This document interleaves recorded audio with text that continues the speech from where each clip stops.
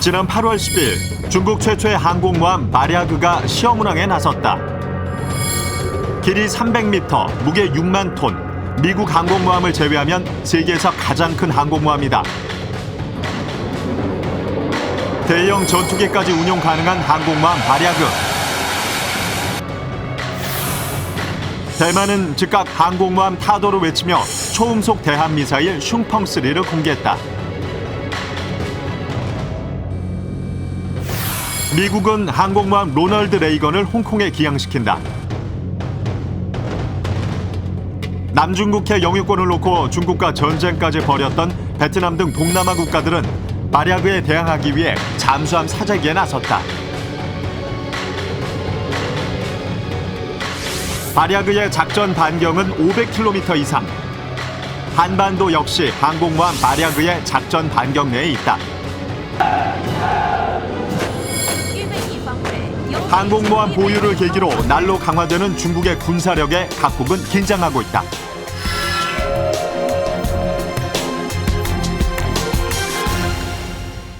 有限的，不过实际上媒体对于这艘航母一直还都是非常关注的。网上呢也有着很多关于这艘航母的一些 지난 7월 27일 항공모함 바랴그가 중국 관영 CCTV를 통해 최초로 공개됐다. 现在网友的确发挥了自己的智慧，特别是发烧友。 국민당 정권 이래 70년간 꿈꿔왔던 중국의 항공모함 보유에 대한 꿈이 실현된 것이다. 这种景象，它都通过 非常精美的一种画反映出来了，包括舰载机啊。 항공모함이 가진 강점이라고 한다면은 무엇보다도 그 항공력을 보유하고 있다는 거죠. 결국은 그 많은 강대국들이 이 해상권을 장악하기 위해서는 이 그 공군이 필요하고 그렇기 때문에 사실은 이 항모 전단을 가지려는 것으로 그렇게 이해를 할 수가 있습니다. 항공모함을 가지고 있다는 것은 자국 공군이 자국 대륙 내에서만 할 수 있는 그 공군 역량을 배라는 것을 거대한 그 항공기를 실어날 수 있는 배를 통해서 바다로 나감으로써 그 항공력을 이용한 힘의 투사력을 훨씬 더 확대할 수 있다는 것이죠. 전 세계로 자국의 군사력을 펼칠 수 있게 하는 항공모함. 사실상 현재까지 미국의 독점물이었다.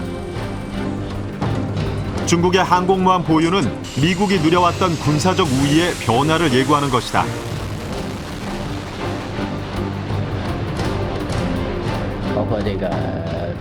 중국 정부는 CCTV를 통해 공개한 1분 정도의 영상을 제외하고는 바랴그의 모습을 공개하지 않고 있다. 시험 운항 당일에도 사진 한 장 공개되지 않았다.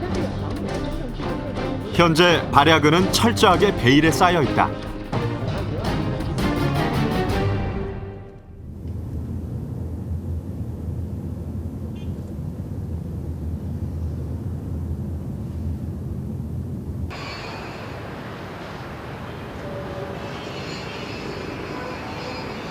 중국 최초의 항공모함 바랴그가 있다는 다롄.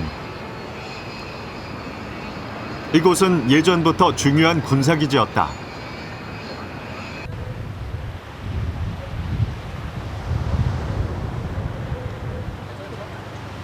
현재도 서해 북부를 작전구역으로 하는 중국 북해함대 기지가 자리 잡고 있다.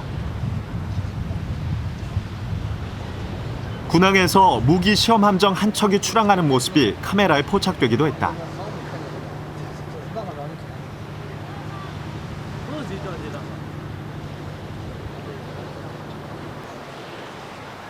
항구 곳곳에 군함들이 정박해 있었고 희미하게 잠수함의 모습도 볼 수 있었다.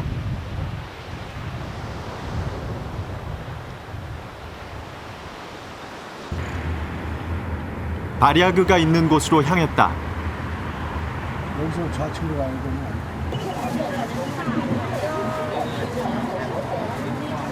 바랴그가 있는 곳은 군부대와 조선소로 둘러싸여 있어 가까이 접근하기가 쉽지 않았다.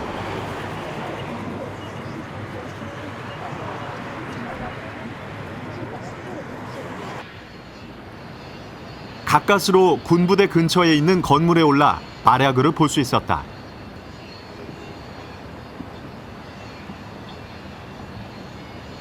길이만 300m에 달한다는 바랴그는 상당히 거대해 보였다. 바랴그의 갑판 위에서는 여러 가지 작업들로 상당히 분주했다. 시험 운항 때 나타난 미비점들을 보완하는 것으로 보였다.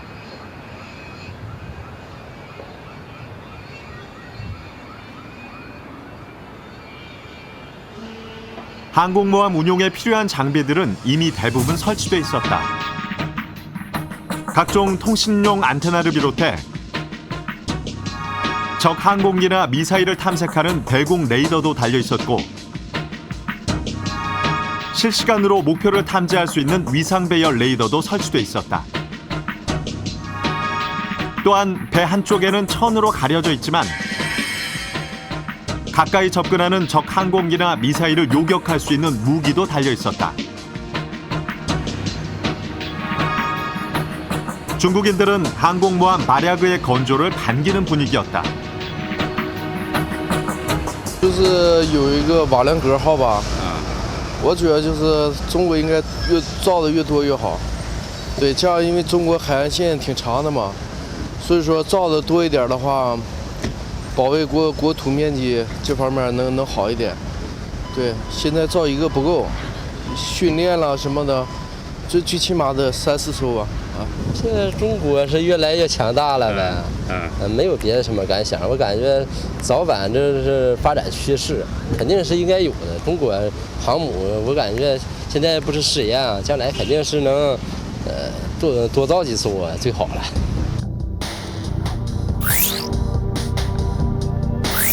바랴그에 대해 알려진 것들은 대부분 추정된 얘기들 뿐이다. 과연 바랴그의 실체는 무엇일까?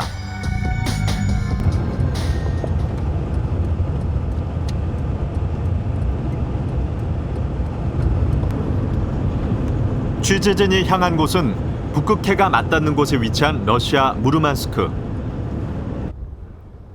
이곳에는 러시아 북해 함대가 자리 잡고 있다.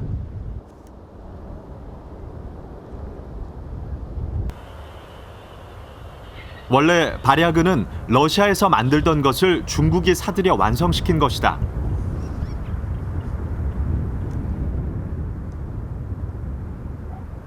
무르만스크만 깊숙한 곳에 거대한 함정 하나가 자리 잡고 있다. 러시아가 자랑하는 항공모함 어드미랄 쿠즈네초프다.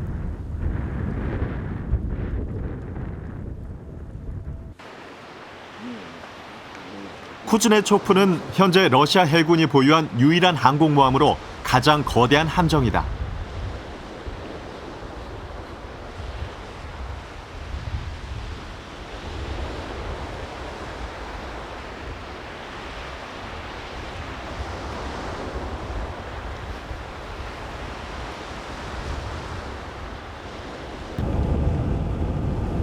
가까이에서 보면 뱃머리 앞쪽이 위로 살짝 올라간 모양이 바랴그와 비슷하다.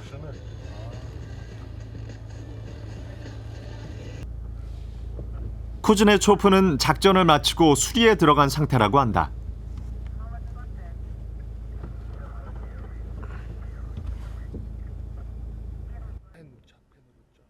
사실 쿠즈네초프와 중국의 바랴그는 일종의 형제와 같은 관계다.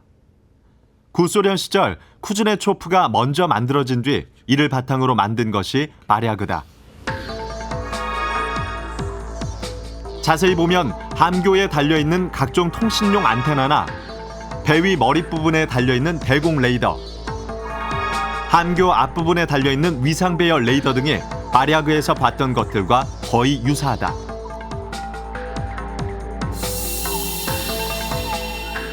쿠즈네초프를 통해 바랴그가 실전에 배치됐을 때 상태를 어느 정도 짐작해 볼 수 있을 것이다.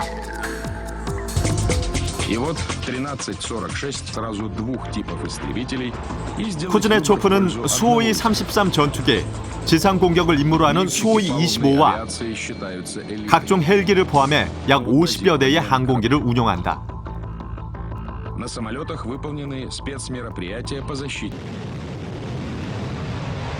90년대 서방 측 군사 관계자들을 놀라게 하는 일이 발생했다.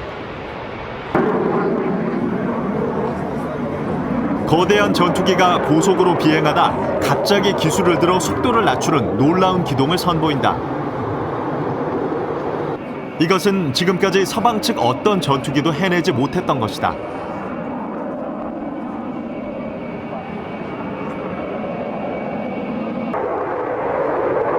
현재 쿠즈네초프에서 사용하는 수호이 33은 수호이 27을 항공모함용으로 개조한 것이다.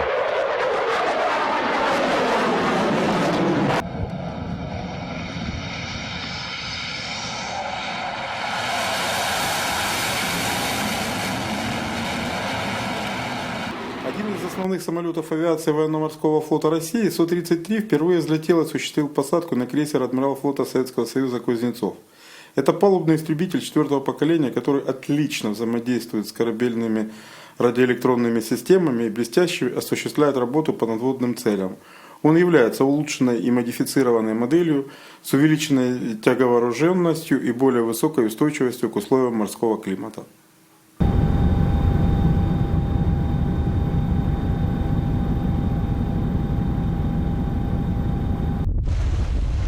발야그는 뜻밖에도 한국과 깊은 사연을 갖고 있다. 인천 앞 8미도 해상, 러일 전쟁의 첫 포성이 울린 곳이다. 선전 보고도 없이 나타난 일본 함대가 러시아 함정들의 포격을 가한다. 일본 함정은 총 11척, 반면 러시아 함정은 2척에 불과했다.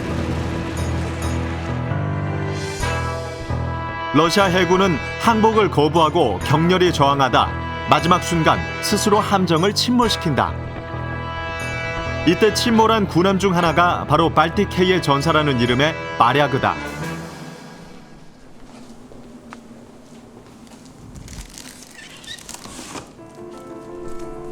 치열했던 전투의 흔적이 아직도 이곳 인천광역시립박물관에 고스란히 남아있다.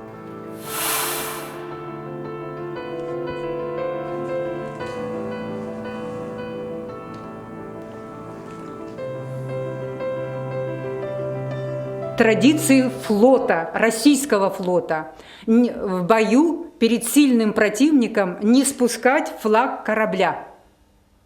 Вот какое значение. Традиции. И потом, во-первых, для нашего народа крейсер «Варяг» — это символ мужества, стойкости, отваги.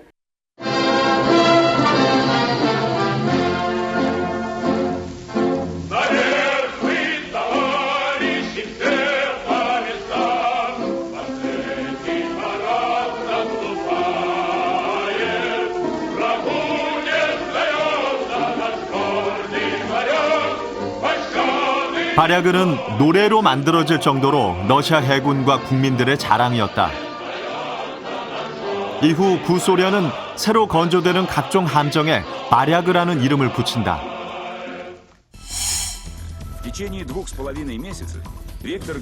냉전이 한창이던 시절 구소련은 미국과는 달리 제대로 된 항공모함을 갖고 있지 못했다. 키예프급은 수직 이착륙하는 항공기만을 운용할 수 있는 제한된 능력의 항공모함이었다. 구소련은 새로운 항공모함 건조에 나섰고 이때 만들어진 것이 쿠즈네초프다. 이 항공모함은 이전의 키예프급과는 달리 갑판에 이착륙이 가능한 항공기를 운용할 수 있었다. 이후 구소련은 항공모함 추가 건조에 나섰고 이 함정에 자랑스럽게 발야그라는 이름을 붙인다.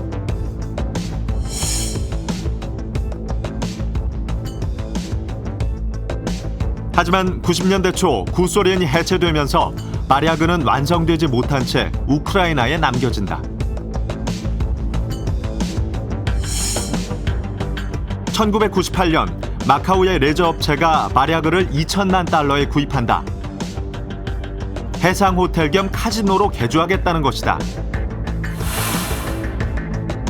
하지만 발야그가 도착한 곳은 마카오가 아닌 중국의 다롄이었다. 발야그를 구입한 레저 업체는 아켄시아 투리스티카. 이 회사의 모기업은 사실 중국 해군이 만든 유령 회사였다. 주변국들의 견제를 피하기 위한 일종의 속임수였다.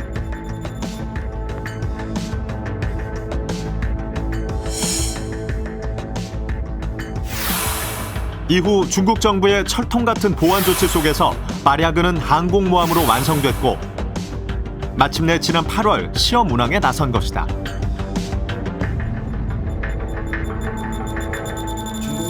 우크라이나로부터 이 항공모함을 들여오게 된 것은 사실은 그 당시만 해도 중국의 자체적인 항공모함 건조 기술력이나 이런 운용 기술이 상당히 부족했기 때문입니다. 따라서 일단은 만들어진 그런 항공모함을 들여와가지고 내부의 설계라든가 기본 틀을 운용함으로써 자체적인 설계 능력이라든가 운용 능력을 확보하기 위한 그런 의도가 있었던 것이죠.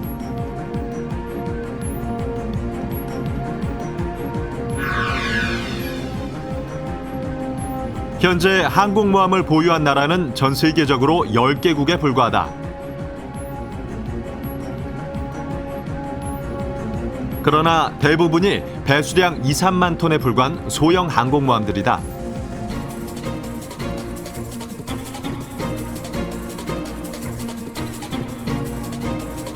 포클랜드전에서 활약한 영국의 인빈시블 등이 여기에 속한다. 이 전투에서 인빈시블에 탑재된 해리어 전투기들은 뛰어난 활약을 펼쳤다.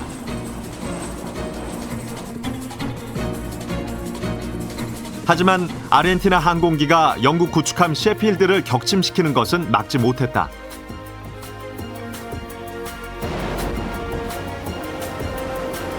소형 항공모함은 갑판의 길이가 짧기 때문에 해리어와 같은 단거리 수직 이착륙 항공기만을 운용할 수밖에 없다. 하지만 이런 항공기는 구조적인 약점을 지닌다. 수직 이륙에 필요한 여러 가지 부가 장치들 때문에 내부 공간, 즉 연료를 넣을 수 있는 내부 공간이 많이 제약이 됩니다. 따라서 이번 수직 이륙기들은 전체 중량의 제한, 그리고 내부 연료량의 제한, 그리고 이륙 시에 많은 연료 소모로 인해서 그 전체 임무 제한이 많이 됩니다. 반면 쿠즈네초프와 마랴그는 갑판의 길이가 300m에 달해 수호이 33과 같은 대형 전투기가 이착륙하는 것이 가능하다.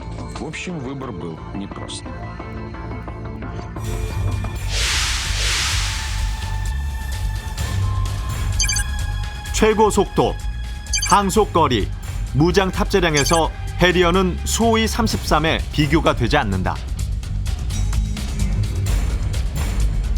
1918년 영국은 상선을 개조해 세계 최초로 항공모함을 만든다.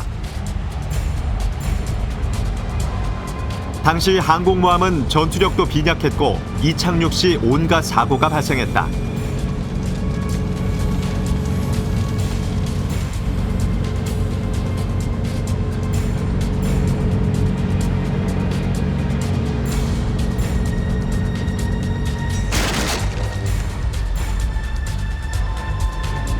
이 차 대전 이전까지 해군력의 중심은 거대한 함포를 지닌 전함들이었다.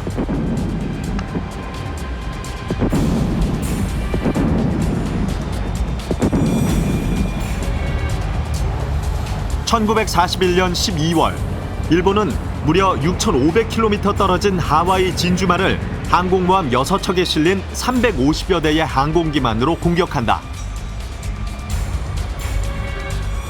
전투 결과 미 태평양 함대는 커다란 타격을 입는다. 이로써 항공모함이 전장의 주역으로 등장한 것이다. 2차 대전 이후 미국은 항상 항공모함을 10여 척씩 보유했고 바다를 통해 전 세계를 상대로 자신의 군사력을 마음껏 펼칠 수 있었다. Classically, an aircraft carrier is a tool of power projection, that you can sail it anywhere around the world. It brings its own air force and air power. That's both a defensive capability, but it's also a strike capability. So it's a symbol of national prestige to have this.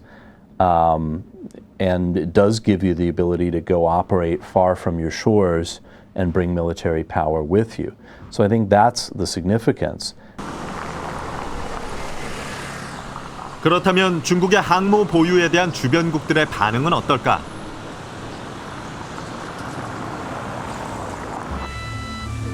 대만 남부 타이난, 특이한 석상 하나가 있다. 병사들에게 둘러싸인 한 남자를 향해 서양인이 고개를 숙이고 있다.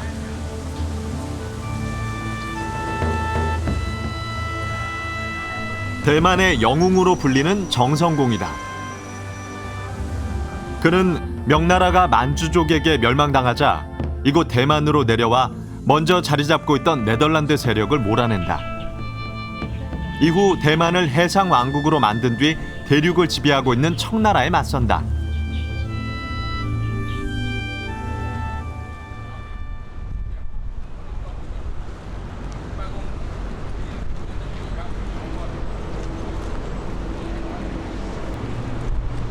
정성공의 후예답게 대만은 비교적 해군력이 발달한 국가다. 규모는 그리 크지 않지만 대만의 해군 함정들은 상당히 현대화된 장비들을 갖추고 있다.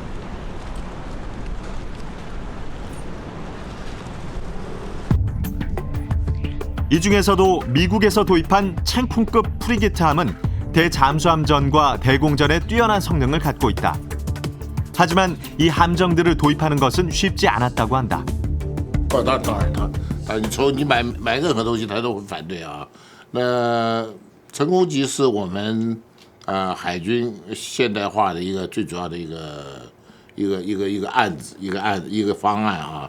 那我们造8条成功舰，8条成功舰那个时候中共也是反对的，也是反对啊。 대만 해군의 주력 함정의 이름 챙쿵은 바로 대만의 영웅 정성공의 성공을 중국어식으로 발음한 것이다.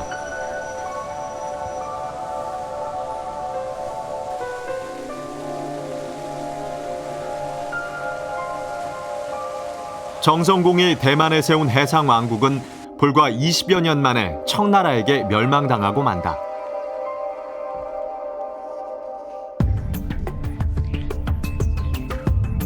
중국 정부는 아직까지 항공모함의 공식적인 이름을 밝히고 있지 않지만 언론을 통해 흘러나오는 이름은 있다. 바로 스랑이다. 스랑은 정성공 세력을 토벌해 대만을 청나라에 편입시킨 인물이다. 대만으로서는 불안할 수밖에 없다.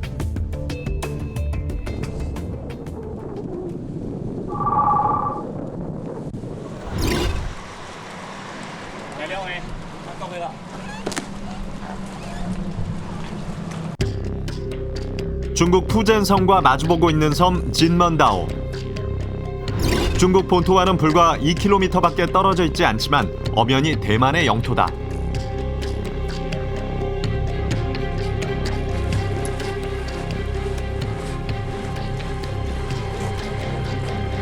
이곳 해안에는 아직도 중국군의 상륙을 막기 위한 구조물들이 바닷가에 설치돼 있다. 50년대 말까지도 이곳은 중국과 대만 사이의 치열한 전투 현장이었다.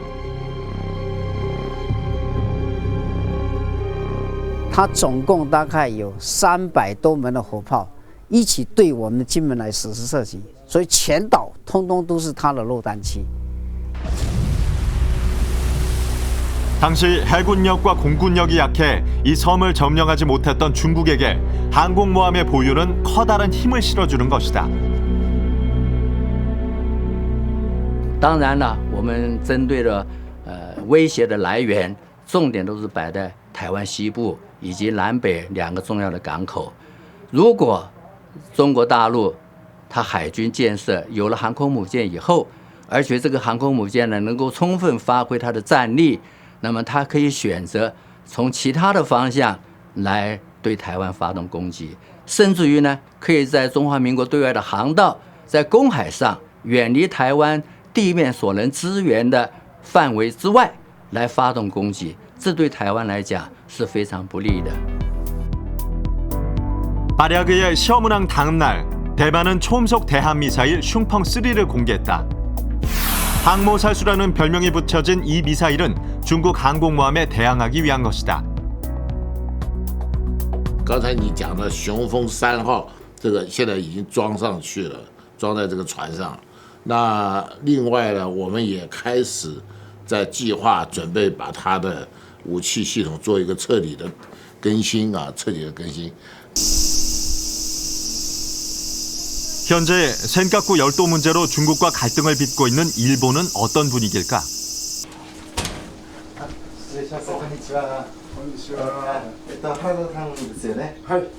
はじめまして、KBSテレビと申します。 올해 96살인 하라다 씨. 그는 태평양 전쟁 당시 일본 항공모함 조종사였다.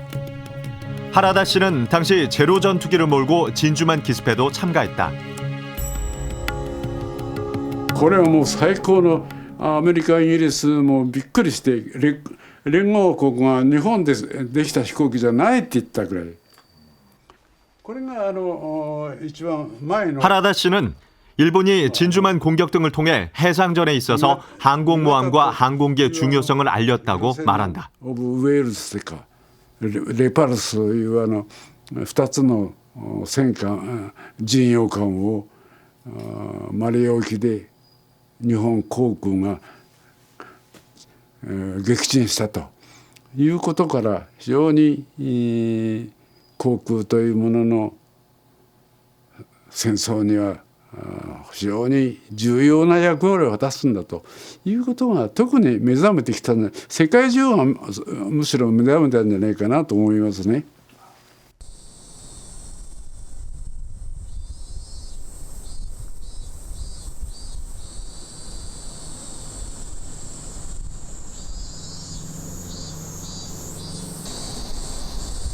이곳 요코스카는 각종 수상 함정과 항공기 그리고 잠수함 부대가 있는 해상 자위대 최대의 기지다.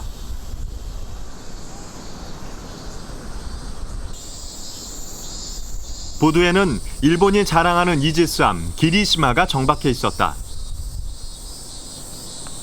기리시마는 90여 발의 대공 미사일과 강력한 위상 배열 레이더를 장착한 첨단 함정이다. 일본은 이런 이지스함을 6척 보유하고 있다. 현재 해상 자위대는 이지스함을 포함해 3,000톤급 이상 전투함만 40척 이상 보유하고 있다. 또한 소음이 적어 탐색하기가 어렵다는 오야시오급을 비롯해 각종 잠수함 17척을 보유하고 있다. 여기에 잠수함 킬러라고 불리는 P3 대잠 초계기를 무려 70여 대 보유하고 있다. 사실상 해군력에 있어 미국, 러시아에 이어 세계 3위로 평가받고 있다.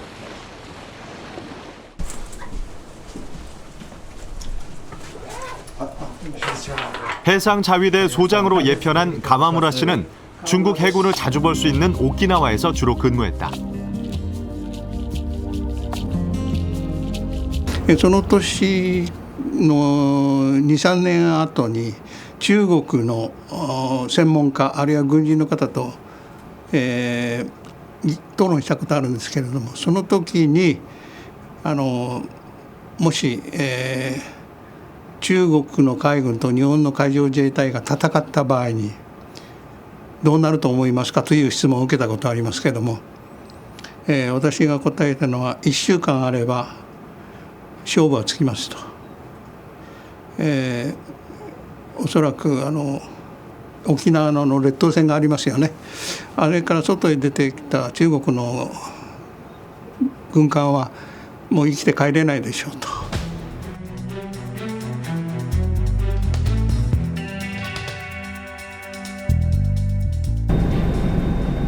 대만과 오키나와 사이에 있는 센카쿠 제도. 현재 일본이 이 섬을 점유하고 있지만 중국 정부 역시 이 섬의 소유권을 주장하고 있어 중국과 일본 사이에 긴장이 감도는 곳이다.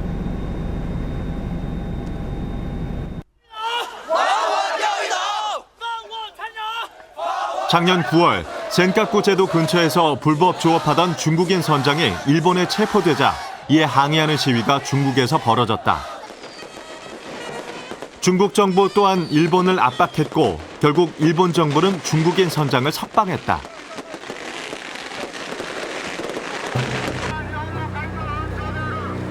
센카쿠 제도에 대한 중국의 도전이 점점 거세지고 있다. 더욱이 이곳은 일본 본토로부터 1000km 이상 떨어진 곳이다.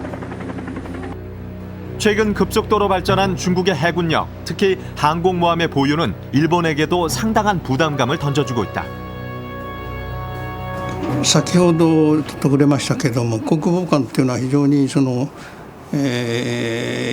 理的な威圧感を持ったんですよね。そういう意味で戦争に至る前において実力がなくてもですね、非常に有効な政治的な道具ですね。そういうことでそれに対してしっかりした対応策がない場合は非常に中国のその実中にはまってしまう可能性があります。国民の要するに敗北感みたいなのがどうしても起きますのでね。 중국의 항공모함 보유 소식에 주변 동남아 국가들도 긴장하고 있다. 중국과 동남아 국가들은 석유를 비롯한 각종 자원들이 풍부한 남중국해의 영유권을 놓고 치열하게 다투고 있다. 지난 5월 남중국해에서 중국 순시선이 베트남 석유 시추선의 케이블을 절단하는 사건이 발생했다. 사건 직후 베트남 정부는 징병령까지 발동했고 양국 사이에 전운이 감돌기도 했다. 80년대 베트남은 이곳 해역에서 중국과 전투를 벌여 수십 명이 사망하기도 했다. 현재 베트남을 비롯한 동남아 국가들은 중국 항공모함에 대항하기 위해 잠수함 구매에 뛰어들고 있다. It's a way to signal to especially the smaller countries of Southeast Asia, in the South China Sea, for instance, that China is the dominant Asian naval power, or will be in the future. And they want to signal that, meaning negotiate with us, deal with us, remember the power that we're going to continue to have. 그렇다면 발야그는 언제쯤 실전에 배치될 수 있을까? 중국 륜영성 흥성시 도로 한쪽 편에 공 모양의 특이한 건물이 보였다. 아래쪽으로는 커다란 건물들이 여러 채 있었는데 모두 거대한 담장으로 둘러싸여 안으로 접근하는 것은 불가능했다.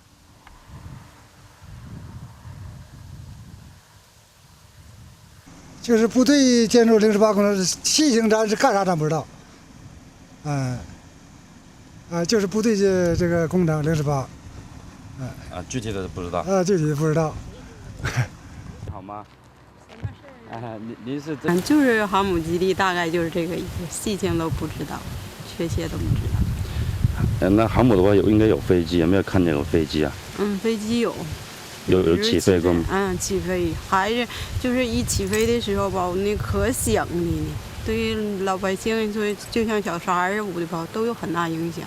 但是上边没有解决办法。 기지 주변이 철저하게 봉쇄된 까닭에 바다를 두고 기지와 마주한 곳으로 가보았다.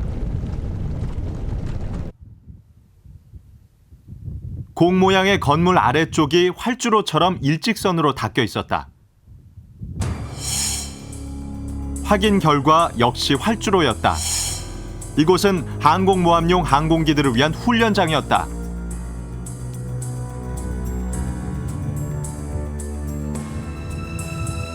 또한 활주로가 있는 곳에 하얀색으로 보이는 반구형 건물은 흔히 이글루라 불리는 전투기 경납고다.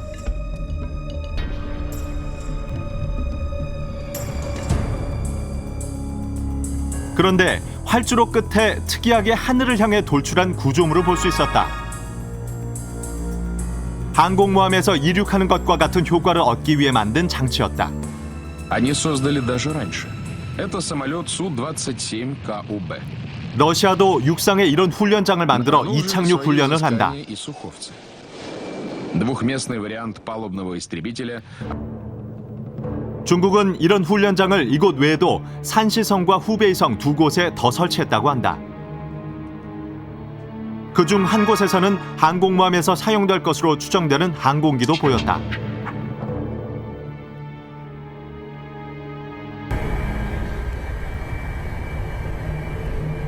얼마 전 항공모함 바랴그에 탑재될 것으로 추정되는 항공기가 인터넷을 통해 공개됐다. 중국은 러시아에 수호이 33 판매를 요청했지만 거부당하자 우크라이나로부터 수호이 33 한 대를 구입해 이를 바탕으로 J-15를 개발한 것으로 알려지고 있다. 飞了，一直录了啊，都录了呢。 공개된 영상을 보면 J-15는 이륙과 비행, 착륙 등 임무 수행에 필요한 기초적인 능력을 이미 확보한 것으로 보였다.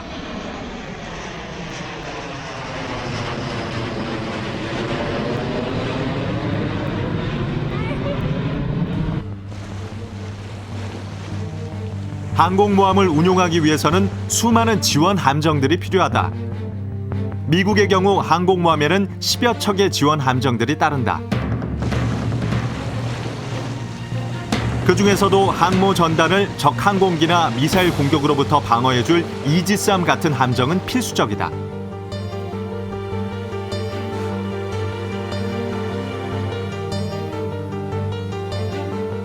이지스함은 적이 대량으로 미사일 공격을 가했을 때 강력한 레이더로 적 미사일을 탐지한 뒤 대공 미사일 수십 발을 발사해 적의 미사일을 요격함으로써 항공모함 전단을 보호하는 역할을 한다.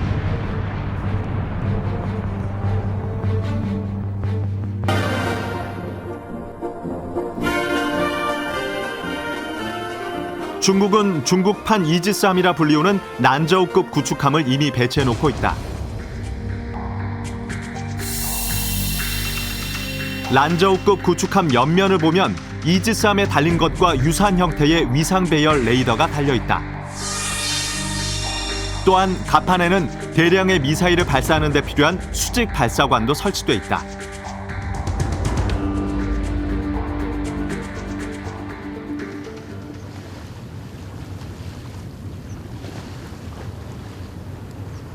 상하이와 바다를 두고 마주한 섬 창신다오. 이 섬에는 거대한 조선소들이 밀집해 있다.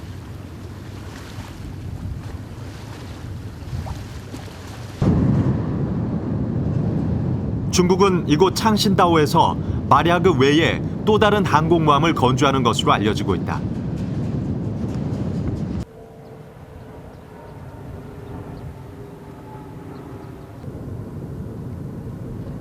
이곳은 조선소 전체가 거대한 건물들과 숲으로 둘러싸여 내부를 들여다보는 것은 불가능했다.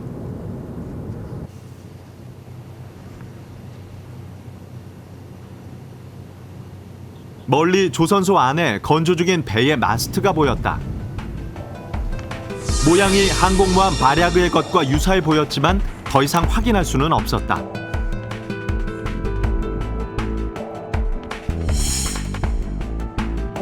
위성 사진으로 보면 조선소는 거대한 크기였다. 조선소 내부를 하나하나 꼼꼼히 살펴보았지만 항공모함으로 추정되는 선박은 발견할 수 없었다.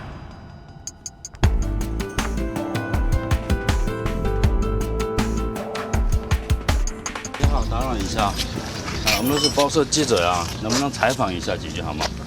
找什么？我们听说这里要建航母是吗？你有没有听说过？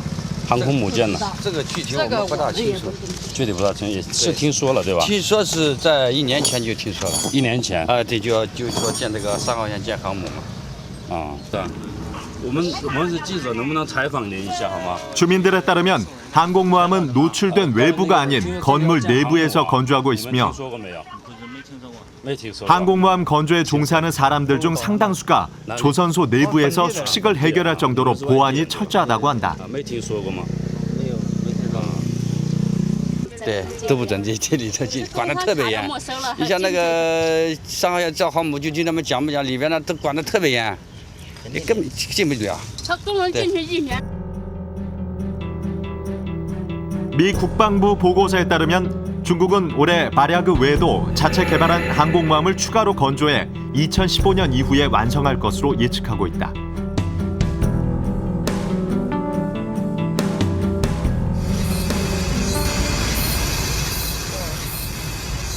지난 1월 또 하나의 놀라운 사실이 알려진다.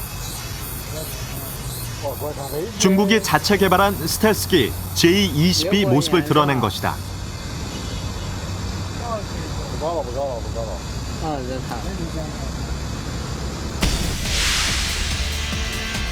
그 이전까지 스텔스기를 개발한 국가는 미국과 러시아 둘뿐이다. 외형적인 모습을 비교해보면 중국이 개발한 J-20의 모습은 미국, 러시아의 것과 유사했다.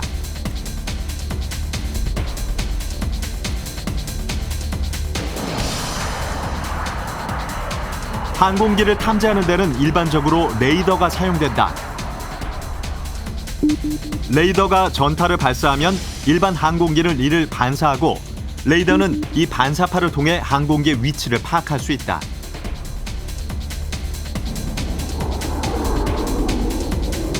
반면 스텔스기는 독특한 외형과 특수 페인팅 등 여러 장치를 통해 레이더가 보내는 전파를 흡수하거나 아주 적은 양만을 반사함으로써 레이더에 쉽게 포착되지 않는다.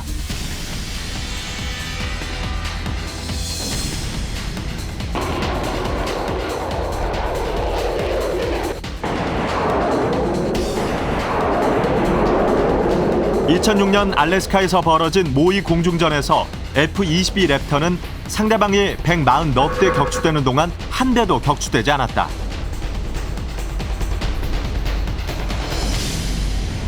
스텔스기와 비스텔스기가 공이 60km짜리 레이더와 60km짜리 공대공 미사일을 장착했다고 가정을 합시다.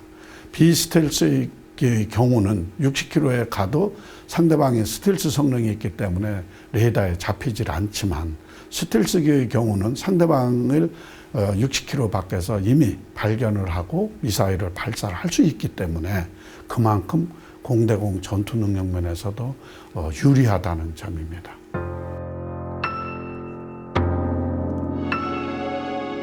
이 외에도 중국은 최근 각종 신형 핵 잠수함들과 J-11, J-10과 같은 신형 항공기를 배치하는 등 해군력과 공군력 증강에 힘쓰고 있다. 이런 해공군 중시 정책은 육군 중심이었던 중국의 군 구조에도 변화를 주고 있다. 중국의 최고 군사기관은 중앙군사위원회다. 현재 중앙군사위원회 구성원 중 후진타오 주석과 시진핑 부주석을 제외한 10명은 현역 군인들이다. 이들 중에 해군 사령관과 공군 사령관이 포함되어 있다. 예전에는 볼 수 없던 모습이다.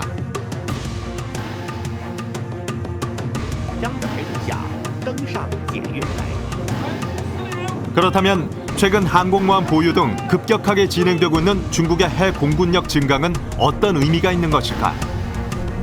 해공군력이라는 것은 결국은 작전 반경을 본토 밖으로 넓혀서 힘을 외국이나 영토 밖의 그 지역에다가 힘을 투사할 수 있는 능력. 그것을 이제 힘의 투사력이라고 그러는데 그렇게 보면은 해공군력이 힘의 투사력을 강화시키는 데 있어서 가장 아주 기묘한 전력이라고 볼 수 있겠습니다.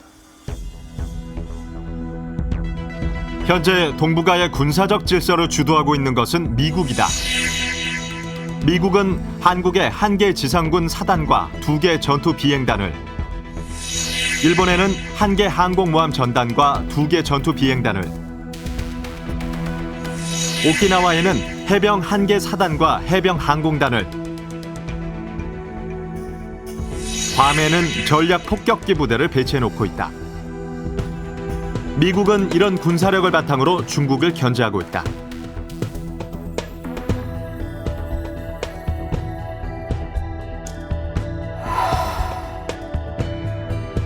반면 중국은 필리핀에서 대만을 거쳐 일본 규슈에 이르는 이른바 제1도련선 내의 군사적 영향력 확보를 목표로 하고 있다. 특히 대만은 중국 정부의 가장 주요한 관심 대상이다. Beginning in the mid-1990s, China became very afraid that leaders of Taiwan wanted to permanently separate Taiwan from China, to make Taiwan a completely separate and independent country. China realized that China believed that if it wanted to stop this, it would have to build up its military deterrent power to make Taiwan afraid. It believed it needed enough power to punish Taiwan if deterrence failed. 1996년 중국은 대만 해협에서 대규모 군사훈련을 실시한다. 당시 총통 선거를 앞두고 불어닥친 대만의 독립 움직임을 막기 위해서였다. 당시 중국 정부는 대만의 독립을 용납할 수 없으며 미국이 이 문제에 개입하지 말 것을 경고했다. 如果有人想在台湾炫耀武力，不仅于事无补，而且只会使问题更加复杂化。 하지만 이런 경고에도 불구하고 미국은 항공모함을 대만 근해로 보냈고 중국은 이에 굴복하고 훈련을 중단했다.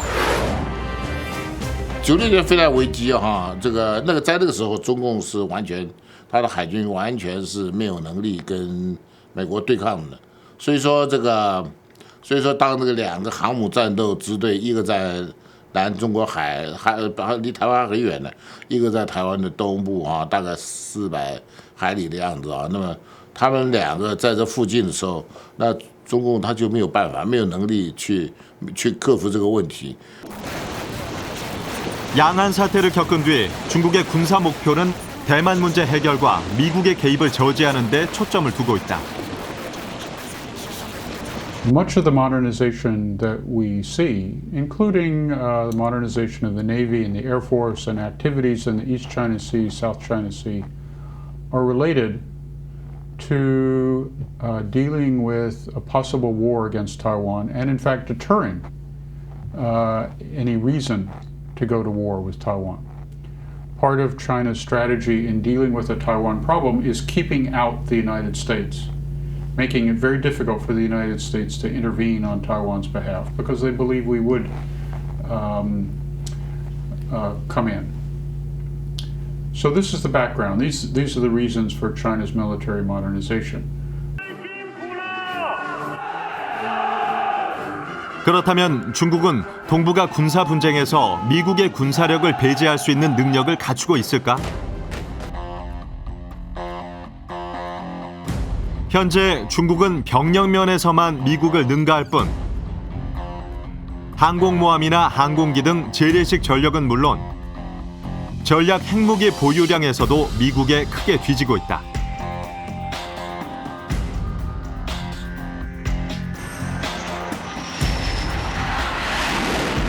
이번에 중국은 항공모함 한 척을 보유하게 됐지만 미국은 이미 11척을 보유하고 있다.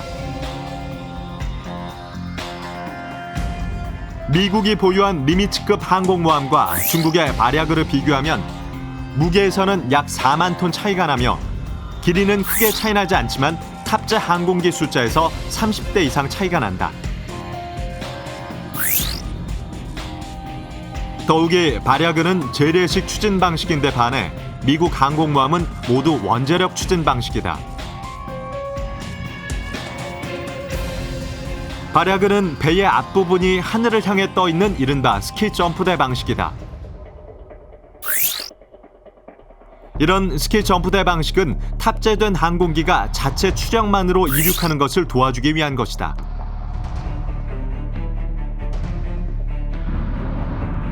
하지만 이런 방식은 항공기가 자체 추력만으로 이륙해야 하는 까닭에 무장이나 연료 탑재에 일정 부분 제한이 있다. 반면 미국 항공모함은 항공기가 자체 추력만으로 이륙하지 않는다. 항공모함에 탑재된 캐터펄트라는 장치가 마치 새총을 쏘듯이 항공기를 가속시켜준다. 이런 방식을 사용하면 연료나 무장 탑재에 있어서 제한을 거의 받지 않는다. 스키 점프대를 사용하는 러시아의 쿠즈네초프도 항공기 운용에 상당한 제약을 받는다고 한다.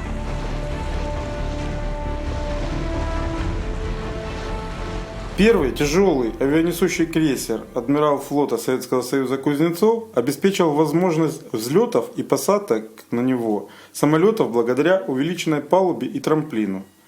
Будучи первым советским опытом, он не смог ликвидировать недостатки предыдущих моделей, не обладал способностью осуществлять многие взлетно-посадочные операции и сейчас представляет из себя лишь школу для палубных летчиков. Однако издание НВО сообщила. 미 국방부는 매년 중국의 군사력에 대한 보고서를 작성해 의회에 제출한다. 현재 미 국방부가 의회에 보고서를 작성해 제출하는 국가는 중국이 유일하다. 이 보고서에 따르면 미국은 중국의 대미 군사 전략을 접근 저지와 지역 거부라고 표현하고 있다. 중국이 추구하고 있는 그 반접근 및 지역 거부 전략, 이 전략은 근본적으로 그 남사군도 또는 그 대만 해협에서 분쟁이 발생할 경우에 미국의 군사력이 이 지역에 전개하지 못하도록 최대한 저지하고 지연시키는 그 전략을 얘기를 합니다. 결국 미국의 군사력이 제때 이 전개가 되지 못한다면 중국은 그 틈을 이용해서 그 군사적 승리를 달성하고 나름대로 목적을 달성할 수가 있겠죠. 2009년 천안문 광장에서 대대적인 군사 퍼레이드가 펼쳐졌다. 이날 공개된 무기들 중 주목해야 할 것이 있다. 바로 둥펑 21 대함 탄도 미사일이다. 사정거리가 무려 1,500km에 달한다는 이 거대한 미사일이 목표로 하는 것은 무엇일까? 그것은 태평양에 배치된 미국의 항공모함들이다. DF-21D missile, which is a ballistic missile that you shoot up and it comes down and tries to hit an aircraft carrier. Well, we don't think that that's aimed at the Thai aircraft carrier. We think it's aimed at the United States.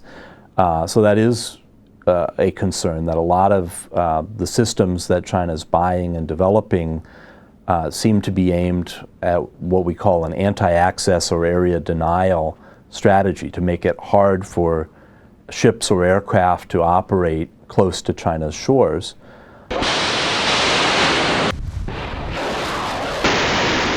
한국의 해성이나 미국이 개발한 하푼과 같은 대함 미사일은 낮은 고도를 비행해 목표물을 타격한다. 적의 레이더 탐지를 늦추는 효과는 있지만 속도는 시속 1000km가 되지 않는다.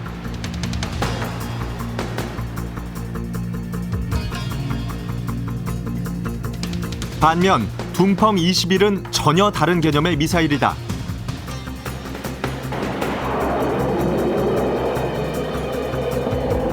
이 미사일은 발사되면 공중 수백 킬로미터 위로 올라가 지구 궤도를 돈다. 그런 뒤 목표를 향해 음속의 몇 배 정도의 속도로 떨어지면서 목표물을 타격하는 방식이다.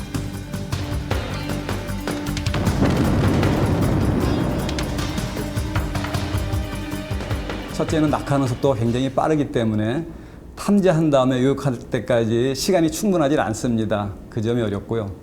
또 하나는 정지해 있는 물체는 맞추기 쉽지만 빨리 움직이는 물체는 맞추기 어렵지 않습니까?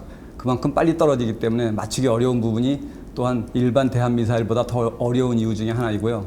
마지막으로는 일반 대함 미사일은 항공기와 같이 파편을 맞으면 부서져서 더 이상 작동을 못합니다. 그런데 탄도탄은 두꺼운 갑옷같이 쌓여 있어서 낙하하기 때문에 일반 유도탄의 파편으로는 맞춰도 요격이 안 됩니다.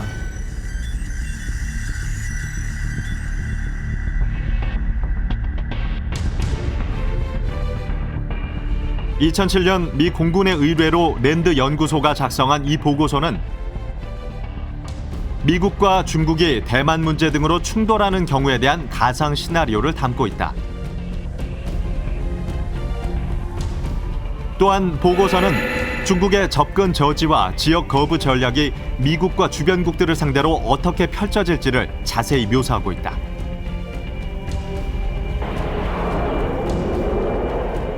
중국은 초기에 각종 미사일과 공군력을 동원해 동북아에 배치된 미군 기지를 기습한다. 또한 둥펑 21 미사일 등을 사용해 미국의 항공모함을 격침시킨다.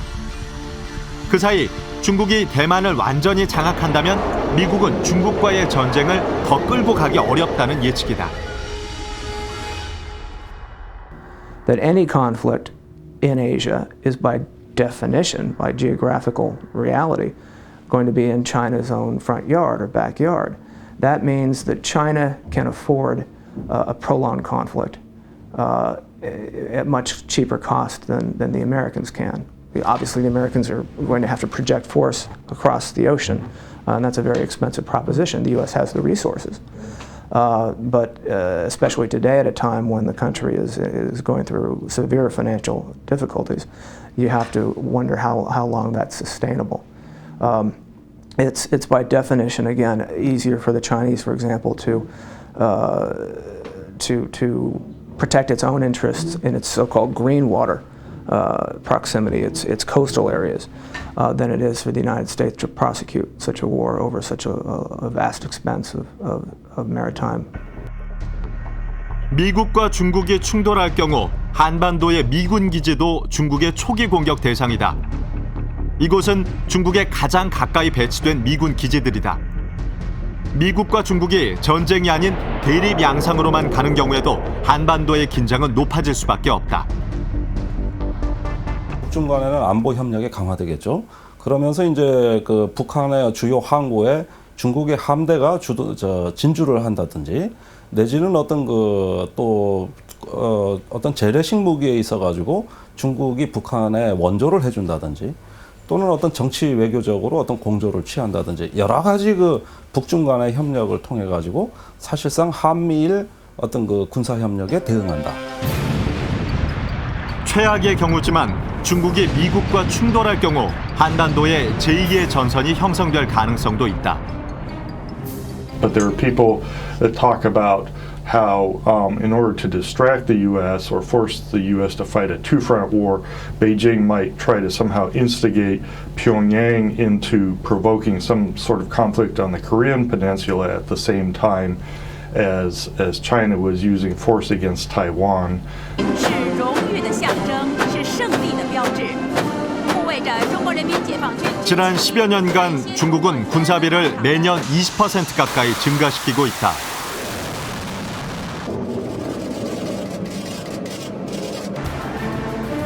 (21세기) 중국은 명실상부한 대국으로 일어서려는 대국 굴기를 꿈꾸고 있다.